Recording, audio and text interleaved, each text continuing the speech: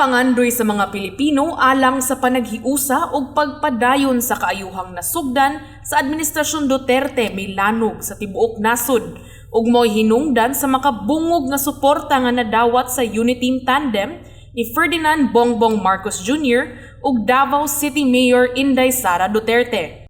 Mao kini ang pahayag sa subling napili nga gobernador sa Sugbo, Gwen Garcia, human sa iyang proklamasyon ni adtong Martes sa gabii, Mayo 10. Hugot iyang pagtuo nga ang tandem ni Marcos ug Duterte magdala sa nasod ngadto sa mas hayag nga kaugmaon.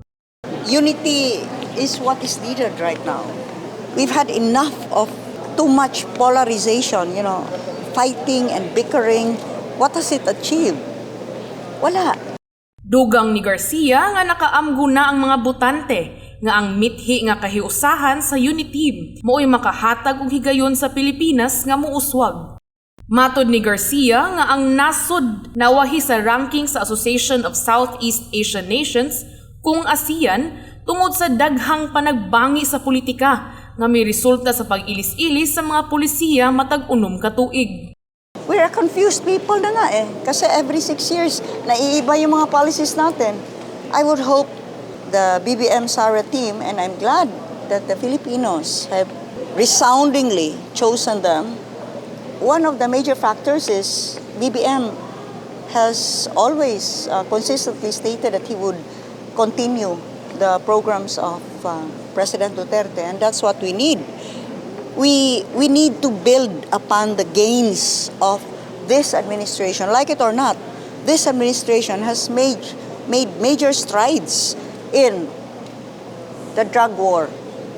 Whatever you want to say about that, if President Duterte had not become president, we would have become another narco state. Dugang sa gobernador, tataw ang kaayuhan nga nabuhat sa Administrasyong Duterte, labi na sa malampuson nga reforma sa rail transport system sa Luzon ug ang Build, Build, Build program nga nakahatag og daghang infrastruktura sa nasod. Naglaom usab siya nga mapadayon kini sa mosunod nga administrasyon ni Marcos. Dinhi sa lalawigan sa Sugbo, nakakuha si Marcos og 1.5 milyones ka botos. Samtang si Duterte, anak ni Presidente Rodrigo Duterte, adunay 1.7 milyones botos. For me, it's the fulfillment of a promise and a commitment because I don't give commitments that easily. I had to fulfill that commitment that I gave. There was never a bargain set out. It was all about deciding on which candidate embraced same values that one Cebu embraced. And that's the value of unity.